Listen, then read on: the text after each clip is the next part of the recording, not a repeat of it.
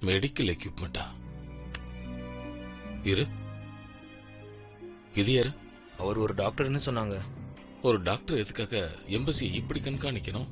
இவங்கள ஒருத்தர் political அஃபைலன்ஸ் apply பண்ணிருக்காங்க. பொலிட்டிக்கல் அஃபைலமா? டாக்டர் வாங்க.